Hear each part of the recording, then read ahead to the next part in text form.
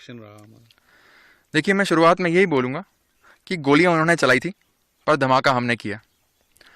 The operation Sindoor was not a reaction, it was a calculated and mission oriented strike.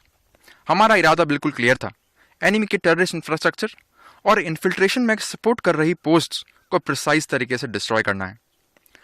इसके लिए हमारी तैयारी बिल्कुल पक्की थी, मेंटली, टैक्टिकली और लॉजिस्टिकली।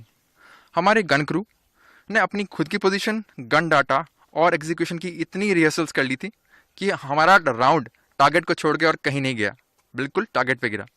हाँ, इसके लिए हमारे पास था भारतीय बनाया हुआ इंडिजीनियस एडवांस्ड रडार सिस्टम और various new generation target acquisition systems. पर इसके अलावा एक बहुत ज़रूरी चीज़ थी, वो थी हमारे जवानों का जज्बा। मुझे आज भी याद है, फायरिंग के दौरान एक यंग गनर मुझे चिल्ला के बोला, साहब आपने टारगेट दिया, हमने फायर किया, ज़रा चेक तो करो टारगेट का क्या हुआ। दैट इज़ द जोश। हाँ, पाकिस्तान की तरफ से भी काफ़ी आर्टिलरी शेलिंग हुई, मगर हमारे काउंटर मेजर्स पक्के थे। हमने मैं गर्व के साथ ये कह सकता हूँ कि कोई कैजुअलिटी हमारी साइड से नहीं हुई।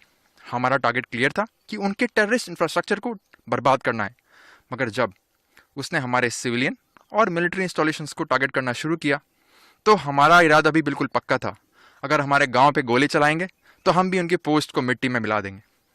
हमारा हर एक फायर किया हुआ शेल उनके लिए एक जवाब था, और हमने इस बात का भरपूर ध्यान रखा कि कोई भी सिविलियन कैजुअलिटी ना हो।